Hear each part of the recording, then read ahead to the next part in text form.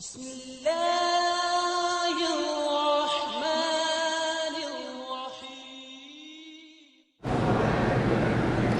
امام عشاء کی 4 رکعات میں پہلی 2 رکعات میں فاتحہ پڑھتے ہیں تو آخری 2 رکعات میں اونچی آواز سے قرات، وہ اونچی آواز سے قرات نہ کرے یا ایسا کرے، پڑھتا تو ہے نا، جب پڑھ رہا ہے تو اس کا پڑھنا ہمارا پڑھنا ہے۔ من کان لہ امام فقراۃ الامام لہ قراۃ۔ اگر امام سری نماز پڑھا رہا تھا اور ایک دفعہ زور سے پڑھ لیا کوئی حرج نہیں، نماز ہو جاتی ہے، لیکن نہیں پڑھنا چاہیے۔ حضور بھی کبھی کبھی سری نماز میں 2-4 آیات زور سے پڑھ لیتے تھے تاکہ صحابہ کو سمجھ آئے کہ کون سی صورت پڑھ رہے ہیں۔ بہرحال مسجد عائشہ سے عمرہ ہو جاتا، جن کے نزدیک نہیں ہوتا نہ ہو، حنفی مسلک میں اور شافعی مسلک میں ہو جاتا ہے۔ جو کہتا ہے کہ نبی غیب جانتا ہے وہ کافر ہو جاتا ہے، چونکہ قرآن کا فیصلہ ہے کہ کُلُّ یعلم من فی السماوات والارض الغیب الا اللہ، اللہ کے سوا کوئی غیب نہیں جانتا۔ میرے اوپر قرضہ تھا، تھوڑا تھوڑا کر کے واپس کر رہا ہوں، والدین ضعیف ہیں، واپسی آنے کے لیے کہہ رہے ہیں، بہرحال والدین کی خدمت زیادہ مقدم ہے، ہو سکتا ہے ان کی دعا سے اللہ وہاں ہی آپ کے رزق کا ذریعہ بنا دیں۔ حضرت ہجڑے کی امامت جائز نہیں ہے، وہ مخنث ہے، وہ عورت کے حکم میں ہوتا ہے۔ میری بیوی 1 سال سے زیادہ ہو گیا ماں باپ کے گھر گئی ہوئی ہے، طلاق بھی نہیں لینا چاہتی اور سلو بھی نہیں کرنا چاہتی۔ طلاق کوئی تحفہ ہے کہ وہ قبول کرے؟ طلاق تم نے دینی ہے دے دو، بس بات ختم۔ لینا نہیں چاہتی کا کیا معنی؟ کوئی اس کو پکڑانا ہے تم نے ہدیہ؟ کہتے ہیں جی کہ بعض علماء جو ہیں مولوی حضرات کہتے ہیں کہ فجر کی سنتیں پڑھ کے لیٹ جائیں۔ اصل میں مصیبت یہی ہے کہ حدیث تو پڑھ لیتے ہیں لیکن سمجھتے نہیں۔ حضور پاک اپنے گھر میں سنتیں پڑھتے تھے، مسجد میں نہیں پڑھتے تھے، تو گھر میں سنتیں پڑھنے کے بعد حضور تھوڑا لیٹ جاتے تھے، اس کے بعد حضرت بلال آتے تھے، پھر حضور اٹھتے تھے، چلتے تھے۔ تو اگر تم نے بھی گھر میں سنتیں پڑھی ہیں تو لیٹ جاؤ، مسجد کو تو ہسپتال نہ بناؤ۔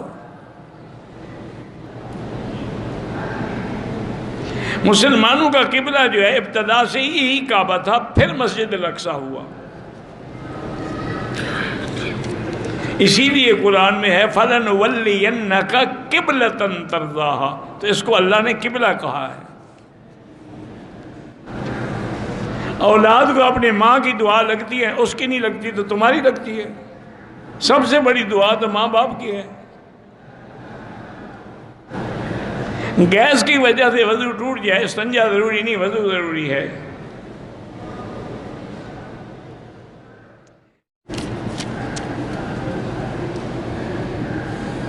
والدین کے حقوق ہیں، عمل بھی کرتے ہیں۔ والدین اپنی اولاد میں فرق کریں تو وہ قیامت میں خدا کو جواب دیں گے، ان کو بھی چاہیے کہ سب اولاد کو برابر حق دیں۔ گیس کی وجہ سے وضو ٹوٹ جائے، استنجا ضروری نہیں، وضو ضروری ہے۔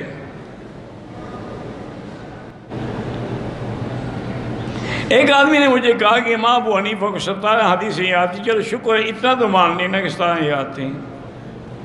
ہم تو ایک حدیث کا بھی اتنا بڑا مقام سمجھتے ہیں جس کا کوئی حد ہی نہیں ہے۔ جنہوں نے سب سے پہلے حدیث کی کتاب لکھی ہے اور جس کی سند جو ہے وہ ثلاثی ہے، امام بخاری کی ساری حدیث میں صرف 22 حدیثیں ہیں ثلاثی، لیکن امام صاحب کی ساری روایات ثلاثی ہیں۔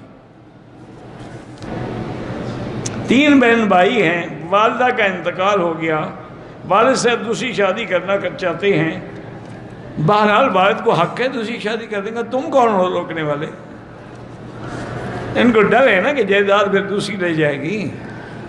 ان کو والد کی شادی کا غم نہیں، جائیداد کا غم ہے کہ وہ مکان میں آ کے بیٹھ جائے گی، اس کو شادی کرنے دیں، تمہارے جو مقدر میں ہے وہی ملے گا۔ میری شادی ایک ایسی لڑکی سے ہوئی ہے، عالمہ ہے لیکن دل ہمارے نہیں ملتے، جھگڑا ہوتا رہتا ہے، تو یا لطیف ہو یا ودود ہو پڑھ کے دعا کریں کہ الف بین قلوبنا واصلح ذات بیننا۔ اصل میں تمہیں بھی شریف عورت مل گئی نا عالمہ، اس لیے جھگڑے ہوتے ہیں نا۔ تمہیں کوئی نک چڑی ملتی نا تو سیدھا کر دیتی، روز 10,000 گالیاں دیتی، تم پھر خوش رہتے۔ وہ عالمہ ہے، خاموش رہتی ہے، تمہاری بنتی نہیں۔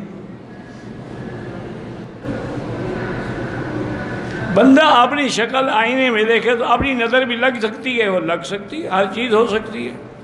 اگر وہ اتنا بڑا خوبصورت ہے کہ اس کو اپنی نظر لگتی ہے تو آئینہ نہ دیکھا کرے۔